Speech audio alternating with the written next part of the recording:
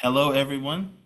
Thank you so much. You just heard we're going to be recording this, so for folks who aren't in attendance, we'll be able to share that with them.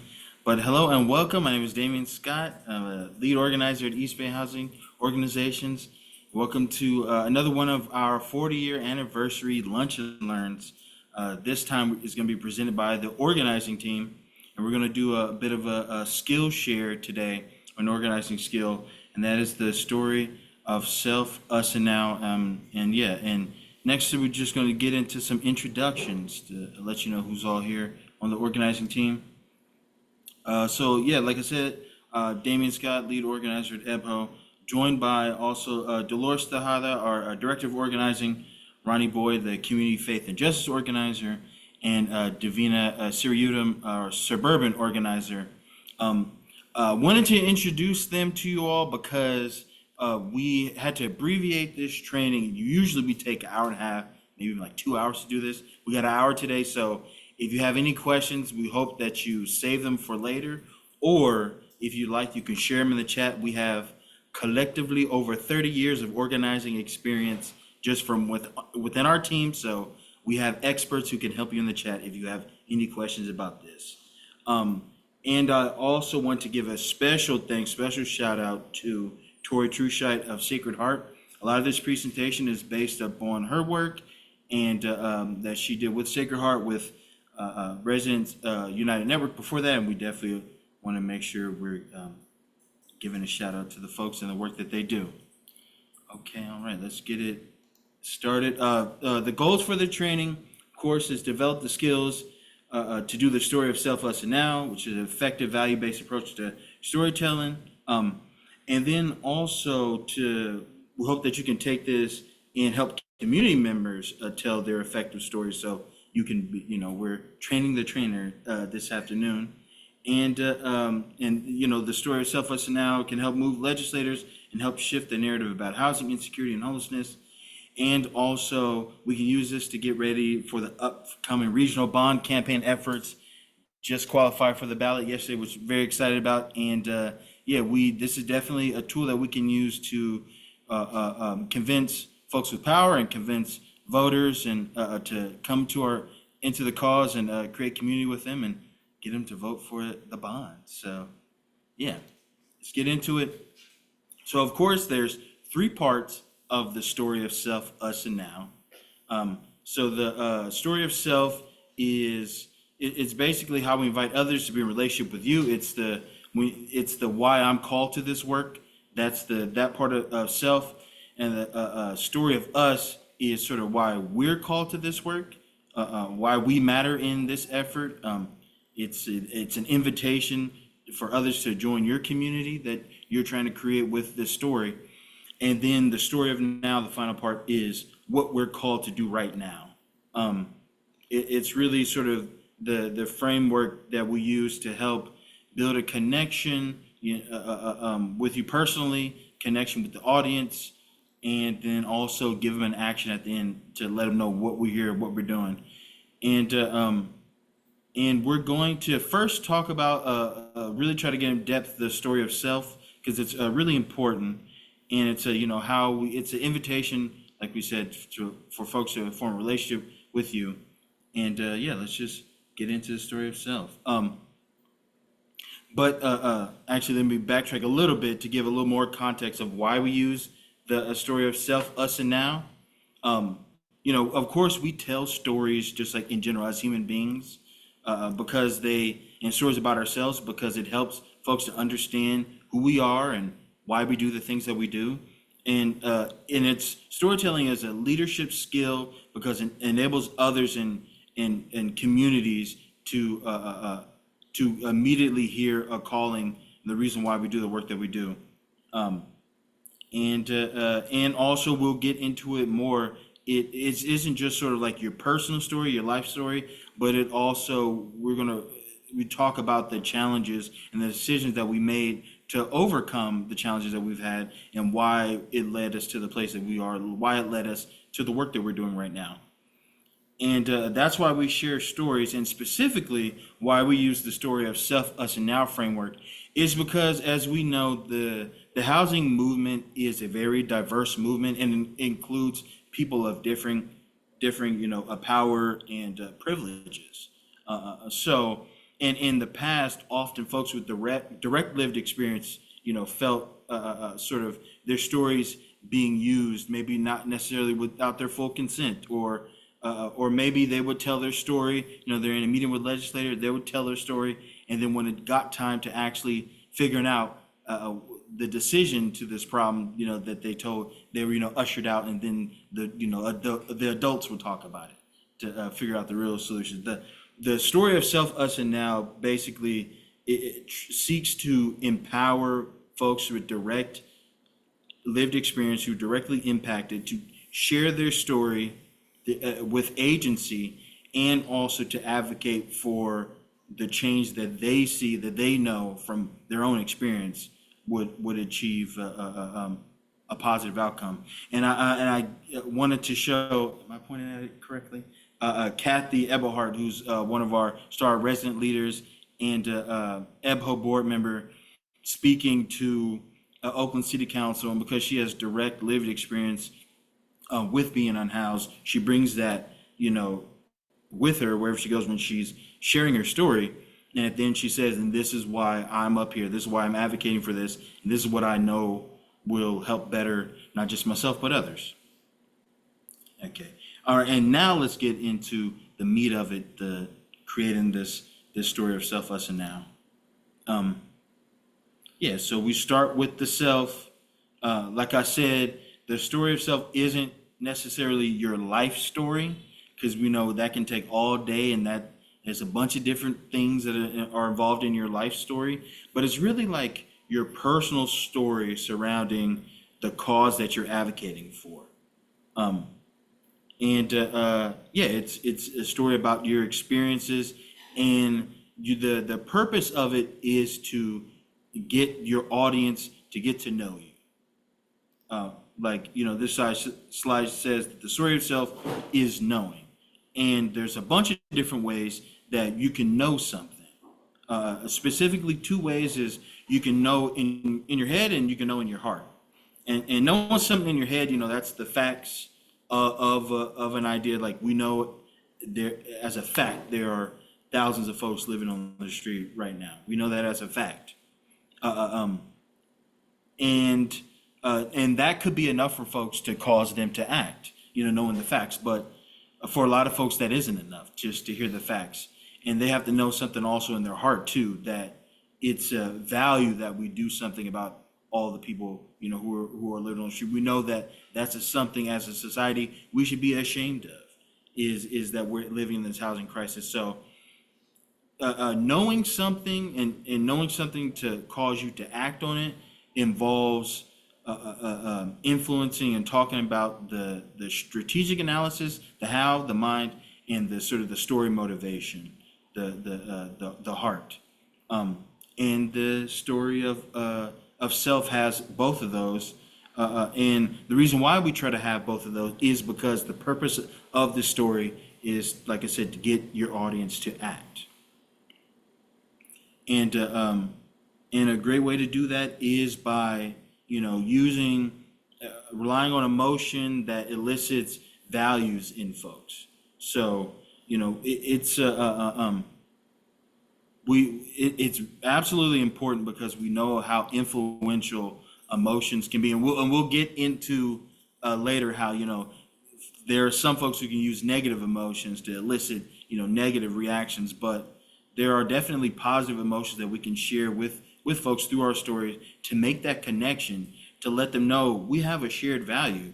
The story of self, us, and now is something that you use to try to really convince strangers. Maybe you may have a general introduction with them, but it can be talking with a legislator, it can be talking with at a press conference, it can be talking to whomever, but you're trying to make that connection, you're trying to connect with them. And the best way to do that is to share the emotions that you're feeling that brought you to this cause, so that we can have those, be reminded of the shared values which will cause us to act. And as I said, some of the emotions we had talked about, they're kind of differing emotions that can lead to either what we're looking at today is stagnation or motivation. And there are, stagnating emotions that can, of course, can be in your story, because these are all real emotions that we're always feeling. We feel apathy, fear, isolation, self-doubt, inertia, resistance to move, or resistance to stop moving in the way that we're already doing, and that causes stagnation. And like I said, those are real. But when we're creating the story, when we're trying to motivate folks to act, we really want to be using these motivating emotions like urgency, anger. Anger isn't necessarily a bad emotion. It's a big feeling, as sometimes it's called now. There's a lot to be angry about. Righteous anger in this that can cause us to be motivated to do the right thing. And but also hope is an incredibly important emotion that we want to get across in our stories, because we got to have something to hope for, to think about. We can't just dwell in the stagnating emotions. And solidarity is another emotion we absolutely want to involve in our stories, because we're trying to build the solidarity with our audience. And then we have this acronym YCMAD, that you can make a difference. And I just want to just ask the audience to share in the chat as well.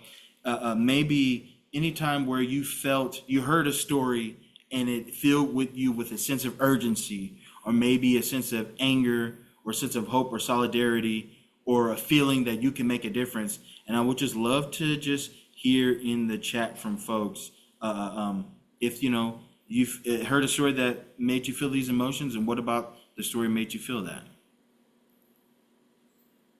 Okay. And then as we're talking about that, so that's sort of the emotional and value aspect of the story that we want to have. But then there's also the sort of like the skeleton of the story that we want to build. Really, every story has this. It's the basic plot of stories. There's the challenge, which is sometimes called the call to action that like a hero character has. There's a challenge. Excuse me. Then there's the choice that they have to make, and then there's the outcome. What happened after that choice, and sprinkled throughout it is sort of the moral of the story. This is the basic plot, because this is really how we teach our children, and how to we use fables to teach our children how as a society what we value, and it works because it immediately, you understand the challenge that the main character faces, and we all know we face challenge. We all have to face choices, and there's an outcome from our choices. And a really effective story that gets folks to act has all of these basic points. And as an example that I want to show you all is a case study out of Cincinnati. This is Pat Youngblood. She is speaking to a crowd of folks. She's at a rally, and she's speaking to a crowd of folks in Cincinnati, and they're advocating for a more equitable budget within the state of Ohio. And we're just going to listen to the first part of her story, the first 3 minutes. And when you do, I definitely want you to listen for the things we talked about. Listen for the basic plot.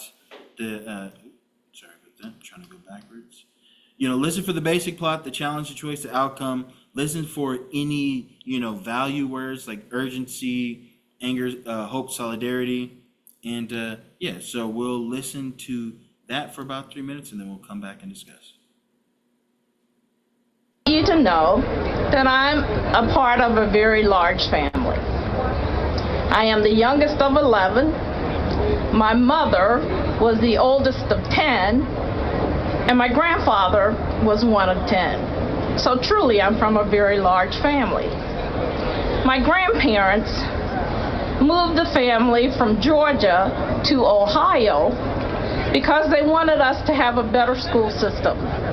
They wanted to provide for the family a better means to be able to be self-sufficient. You see, being self-sufficient was very important to my grandparents. My grandfather worked for the railroad, and my grandmother, she cleaned houses. This was so important to them that in the 1950s, when it was very difficult even for an African American to get credit for a car, my grandparents were able to get credit to buy a large 3-family house. This was very, very important to them because it was not enough for them to preach that we get a good education and that we be self-sufficient. It was very important to them to show us what it meant to be self-sufficient. So home ownership was their way of letting us know this is how you go to self-sufficiency. So in 1992, when I got this call from my sister telling me that she needed me to help her move because she was losing her home, I was devastated. And not so much because she was losing her home, but because it went against the grain, the thing that my grandparents had instilled in us, the importance of self-sufficiency. That was the day I decided that I needed to do something to make a change. So last year, when her youngest son called me and told me that he was losing his house, 20 years later, foreclosure mess is even worse than it was when my sister lost her house. My nephew lost his house because he lost his job as an electrician. Not because he was lazy and not because he didn't do the things he was supposed to do. He followed the rules. He followed all of those things that my grandparents taught us. He did everything that he was supposed to do, but he lost his job. Now, my nephew was very much like many of the people that I've met through the movement for good jobs.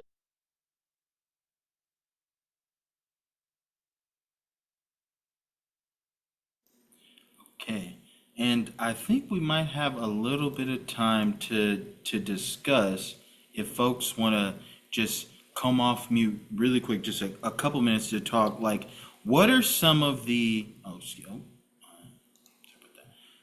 what are some of the values that we heard? Like, did we hear anything that she talked about a shared value, maybe a value that she was taught by her parents?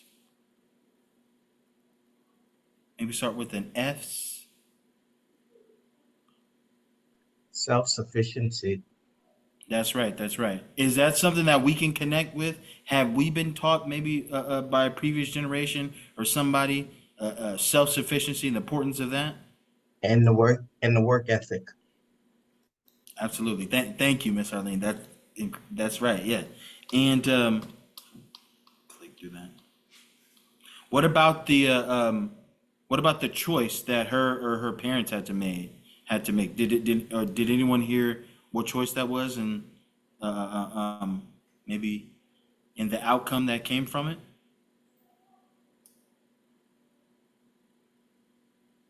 Because they wanted to give them a good education. So what was the choice they made in order to get their kids a good education? They moved. They moved. Yeah, that's right. They moved. One. And yeah, exactly.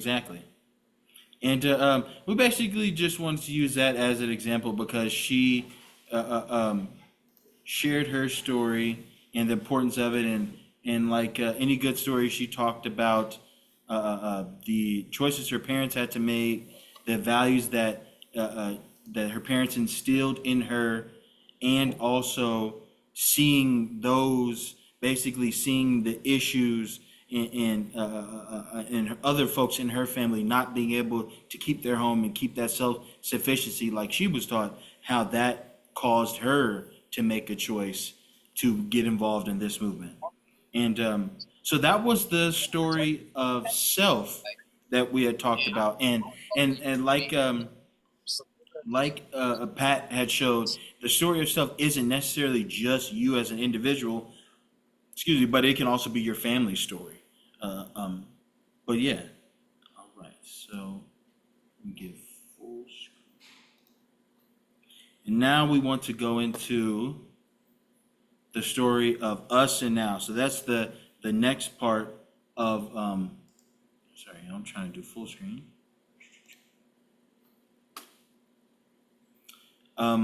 Yeah, the story of us and now, also incredibly important. It's the next part. It's how we go from talking about our story to getting the folks to come along with us and join in our campaign. So the story of us and now, specifically the story of us, very similar to the story of now. The difference is it's not just your personal story or your family story, but it's the story of either sometimes we'll use the story of us and now to try to influence a legislator to vote for our cause, and the us is sort of the people in our organization that we've come with. So if EBHO is going to go give comment, and Kathy's going to speak on behalf and a part of EBHO, she's going to talk about the us being people in her building, people in our movement, and so that can be the us that exists. But an us can also be the sort of the community that you're trying to create with the people that you're sharing the story to, like Pat was doing. She was creating the us of the people who were in the audience, and that was the us in that situation. And like I said, the story of us, which we're going to show later. Pat does the next part of this as well. She talks about her personal story, and then we'll see her talk about the story of us. But it follows that same path: the challenges, the choices, the values, and the outcome.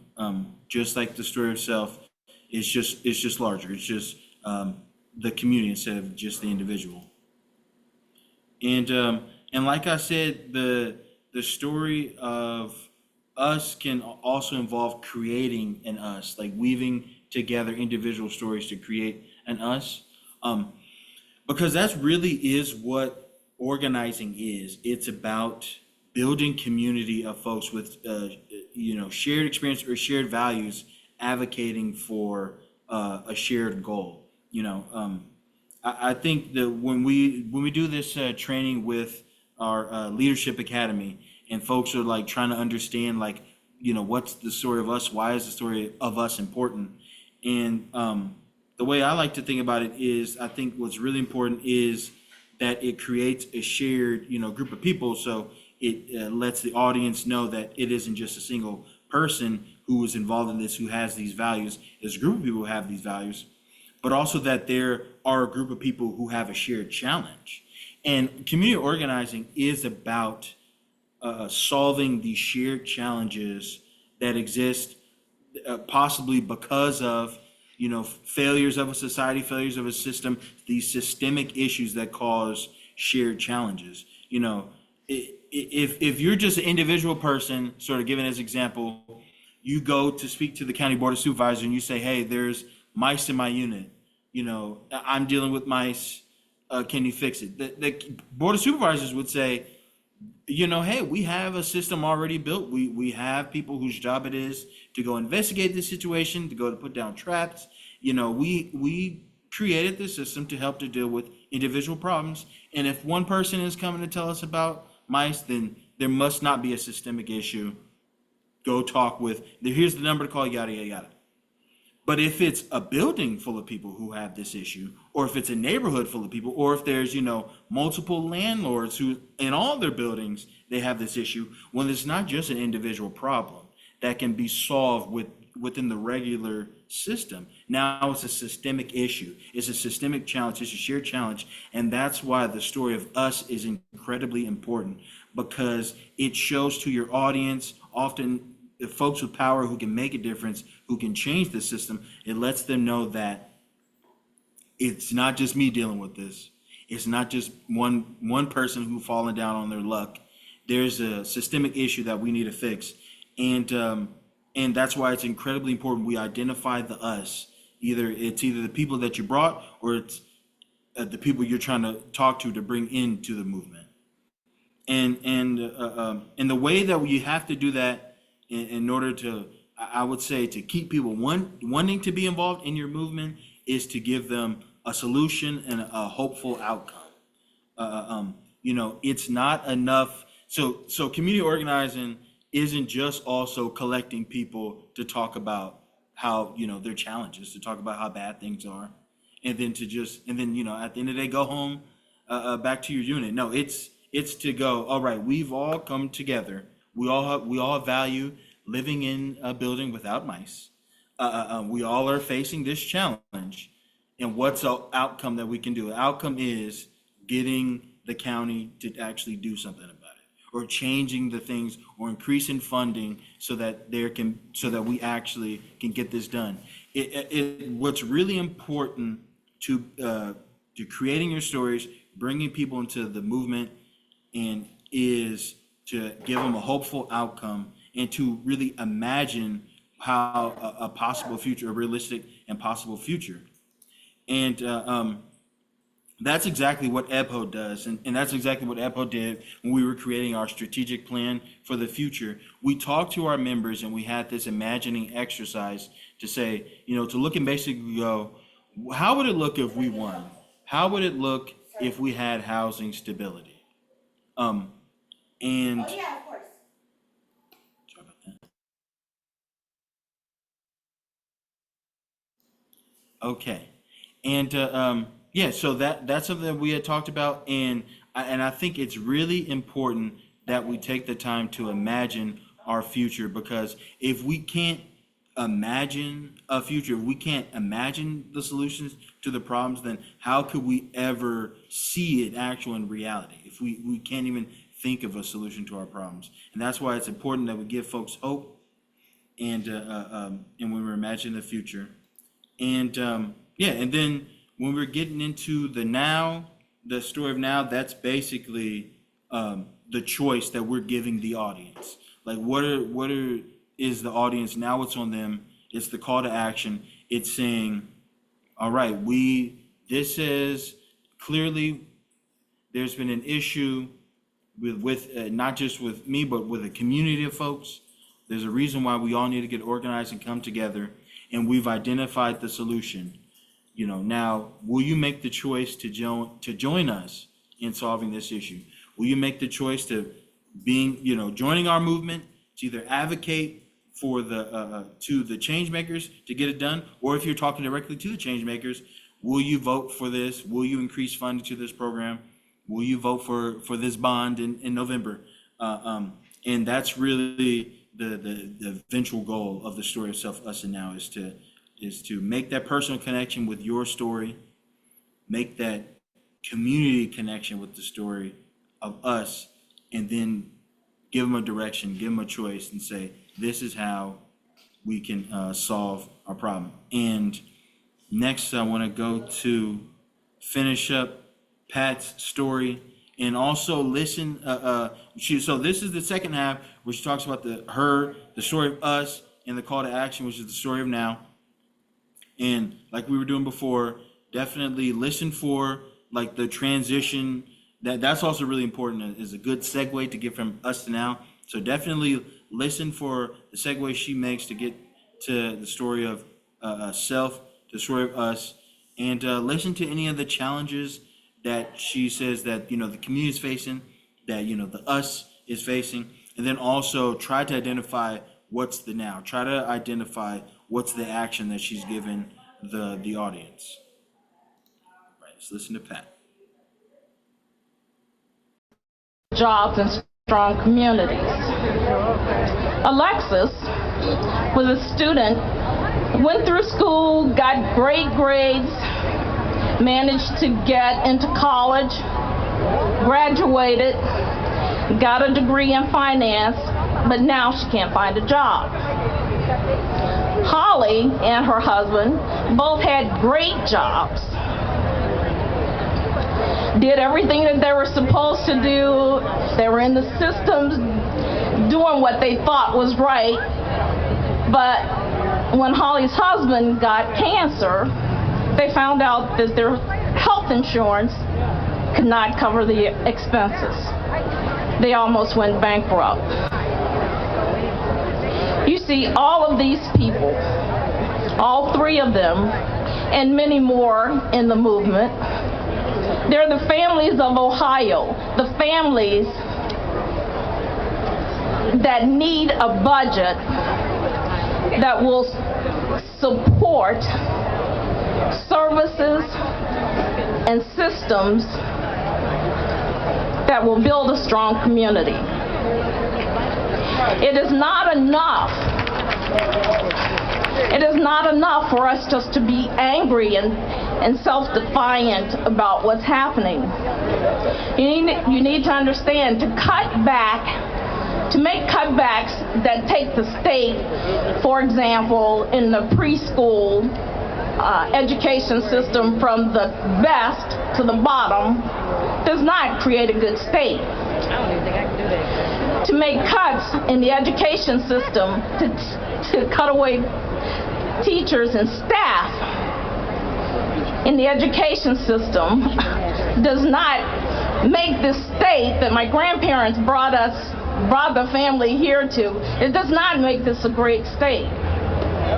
You see, it's very important that our legislators, especially our governor, understands that to cut back on services, systems, and staff that are essential to making Ohio a great state does not work. For this reason, I'm here tonight asking you to stand with me, to be a part of this movement, to move working families from where the governor has put them at the bottom, to move them in the place of the corporations and move the corporations down to where they are supposed to be. Thank you.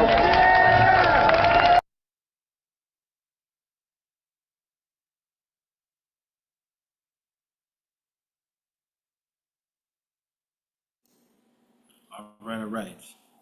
Now that was the rest of Pat's story. Oh, it's always like that. Just want to hear from folks. Did you hear the us in that situation? Did you hear Pat talk about the us? How about we come off mute and folks can say who was the us that Pat was talking about?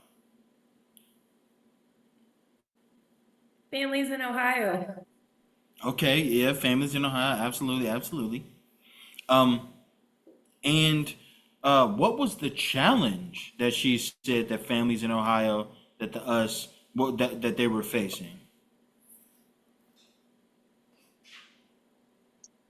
It seems like she was focusing on education because that's where children are located, and that will directly impact parents. If parents have to take off from work, or if school is closed, et cetera, et cetera, et cetera. Whatever basic needs they might need. So to me, that's when I'm listening to that, that's what I thought about. The cost of living, the cost of rent, the cost of food, the cost of daycare. If you have to take off work, how is that going to impact your paycheck for you to be able to supply your basic needs? So to me, Absolutely. She had talked about just like how the governor's budget and cutting funding to education, to teachers, to schooling, hurts families, hurts us families in Ohio, isn't in alignment with the values that she was taught. She went back to that story herself. She said, this isn't the type of state my family brought us to this state because they valued education, they valued self-sufficiency, they valued society that helped people. And she said this, she identified the problem, the challenge. She said that this budget does not uphold those values.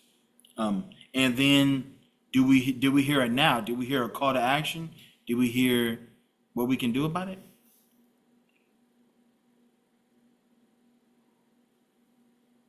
Did we? What do folks think? What do folks think?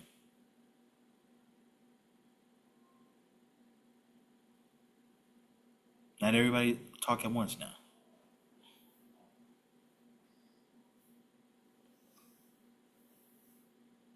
I think Maybe play like the last minute and a half again so people can hear it.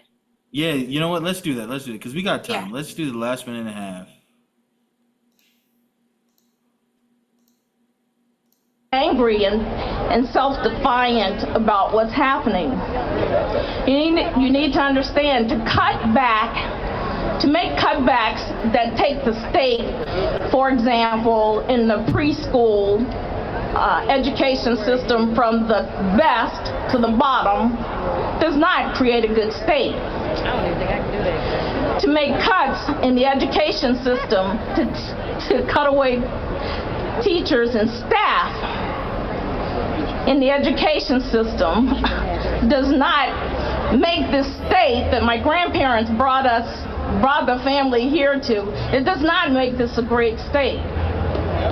You see, it's very important that our legislators, especially our governor, understands that to cut back on services, systems, and staff that are essential to making Ohio a great state does not work. For this reason, I'm here tonight asking you to stand with me, to be a part of this movement, to move working families from where the governor has put them at the bottom, to move them in the place of the corporations and to move the corporations down to where they are supposed to be. Thank you. Okay. What do we think now? What do we think? What was that now? So what I've heard, Damien, is she's basically asking people to get involved in advocacy around the state budget to revise the cuts that the governor has proposed to needed programs. But she didn't directly say that. She said, we need to let the governor know that, you know, these cuts won't work, and we need to elevate families and put the corporations down lower. She didn't directly say, you know, work with me on the state budget. She said, join the movement. So like it's there, but personally, I think she could have been a little clearer. Yeah. I would say the story of self, us, and now, in some instances, when you're like talking with a like legislator, I think absolutely you want to be clear and say, you know, like we're going to be doing tomorrow with the Oakland City budget. We're going to be demanding the city of Oakland specifically ensures that there's no cuts to funding. Like we get very specific with with the audience, because our audience is the legislators, is the Oakland City Council. But I think in this instance, it's okay. Her now was telling the audience, the crowd, to join us in fighting for this. So I think the story of self, us, and now can shift depending upon the audience. Because she's speaking to a crowd of people who we might not know if they fully support her. These might just be people who were just in the Capitol one day and saw somebody speaking at a podium and just walked on over. Or she could be just speaking to her base and trying to rile them up, trying to give fire them up. If your audience is your community, then your now will be join our movement, join us to demand, that the legislators, fund teachers and schooling and things like that. But that's a great point, Sophia. If you to be specific in the now, and I think Dolores wanted to share something as well. Yeah, I hear you, Sophia, that like there wasn't the direct ask. She did say join the movement, right?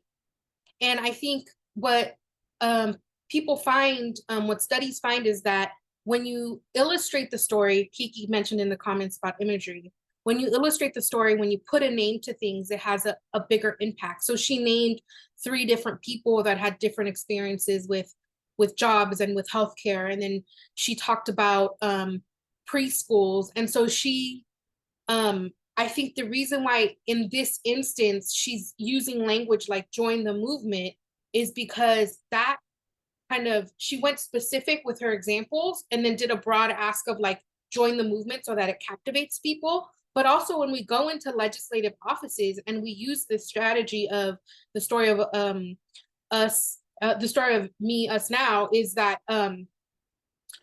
they want to hear this, they want to hear those specifics too. And also oftentimes, you know, she didn't necessarily give the solution, but it's not on us to always think of the solution, right? The legislative members, the elected officials should be the ones saying, this is what I want to do to solve it. And yes, sometimes we have to push and say, actually, this is what we need. And that's what those stories illustrate. So it's a combination. It's also reading the audience, reading the room. But most importantly is she talked about herself at the beginning. She talked about and drew from her larger community. And then the now piece is that join the movement. The relevant moment is the budget. Absolutely, absolutely. Jeff, I see your hand. Thanks. Just wanted to follow up on that because what I heard there was a shift from her talking about here's what's going on to we need to make sure that the legislators and especially the governor hear what we have to say. And I heard that as that's the now, that's the choice. Y'all can go home and just be upset about what's happening, or you can join us and we can put pressure on the legislators, and on that, this is, this was already a rally around this. So I think in some cases it's the context and the now and maybe the next step that Sophia was talking about, the how, like what do we actually want you to do, may depend on whether we are out there trying to organize our members in our constituency versus what's happening as Dolores said, when we're in there with a legislator or a city council member and how we tell the story there. So we may have to, kind of alter it depending, frankly, who's our audience. Absolutely, 100%. You're going to alter the story depending upon the audience, depending upon the action. Really being a sort of expert level storyteller is someone who can use their personal story to advocate for really anything. And that's something Kathy absolutely does. She'll use her story, her lived experience of being in a house to advocate for affordable housing development. She'll use that to advocate for the 3 Ps really. And that's something like you all are saying, you got to know your audience.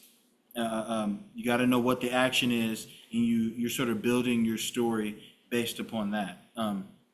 And yeah, in the last few minutes that we have, I want to know if there's any questions before we move on, because now is going to be a writing exercise. But yeah, any last questions about the structure of self, us, and now before we move on to the next part?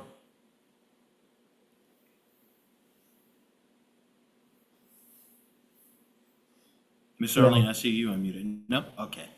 Okay. Well, then, in the last few minutes that we have, I would love it if we take the next until 1:55 to write your story of self.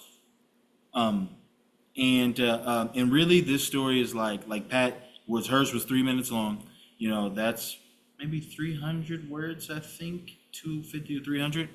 So yeah, just take this time now to, like we had said, to write your personal story that has, the basic story structures, that has the challenge that you faced, the choice that you had to make, and the outcome of that choice, and what was the values, the morals that we had along that, through that.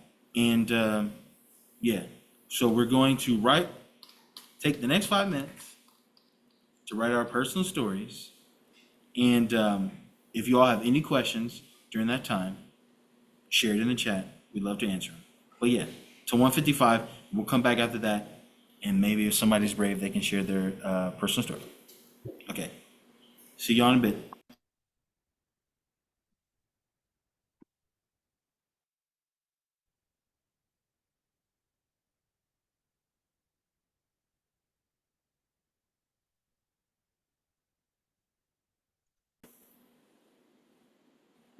Hey, We're Damien. not recording, so Mhm. I'll share my story. Take it away. I've been a renter my entire adult life, and I've been really fortunate to have pretty affordable housing opportunities in the different places that I've lived. Before I moved to the Bay Area, I lived in Brooklyn, and I was in a one-bedroom apartment that was rent stabilized. And there were 8 units in the building and about a dozen residents, because there were couples in some of the one-bedroom units. So the building was like a pre-war building, and it was decent, but the major issue was that the heat and the hot water would go out a lot of the time. And I don't know if anyone participating today has been in New York City during the wintertime, but it gets real cold. And it would go out in the winter. And one winter, it went out for several days. It was out for several days in a row, several days during the month. And I had to boil my water on my stove in order to bathe because it was just too cold. At the time, I was working for the city housing department, the Department of Housing Preservation and Development, and that department agency also oversees housing and code enforcement, and would give violations if buildings were not meeting building code. And in the wintertime, that included not providing heat and hot water. So I was able to use, my knowledge and my privilege and my knowledge of, tenant rights and the city's code enforcement mechanisms in order to help not just myself, but my fellow, fellow tenants of the building. And we actually had a few organizing meetings in my apartment. About half of us did a few times, and we're ready to go on a rent strike, actually.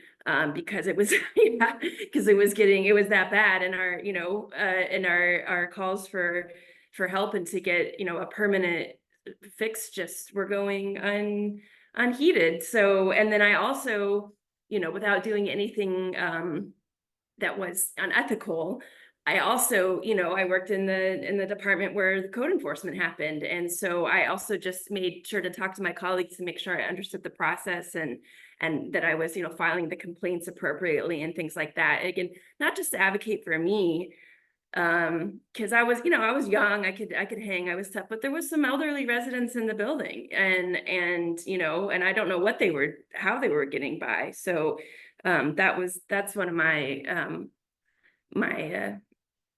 one of my many stories of self that thanks for listening and letting me share today. Thank you, Lindsay. Appreciate you sharing. I Can know I we were ask- short on. Can I prompt Lindsay really quickly? Because Sure. did we hear the challenge in Lindsay's story? Right? What was the challenge? Yeah, I was No heat, right? Yeah, you're no gonna go heat, through no that? hot water. Yeah, it was my challenge. No heat, right? That was a challenge. And what was the choice that Lindsay had to make because there wasn't no hot water in her unit? Boiling water and starting a tenant union in her building. And going to code enforcement, right? And what was the outcome of that?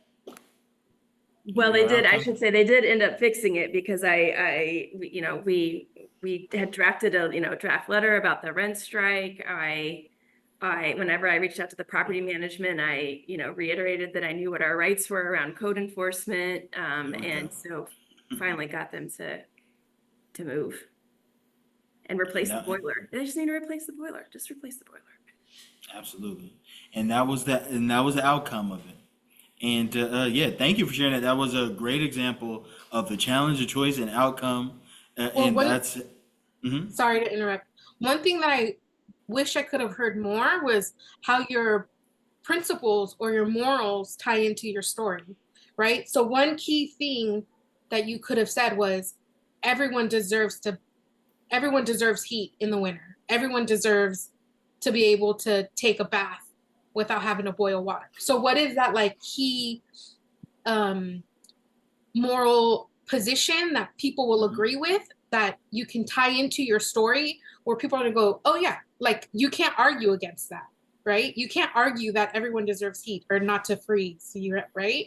So we want to make sure to tie in that moral piece, that principled piece, because someone may, because if you state your story without it, someone can argue against it. Oh, well, did all the tenants pay on time? Well, did the landlord respond to your letters? Well, like people can respond, people can try to argue around why it was okay. But if you have like something, a moral obligation that you can't argue against, housing is a human right. No one can argue against that, right?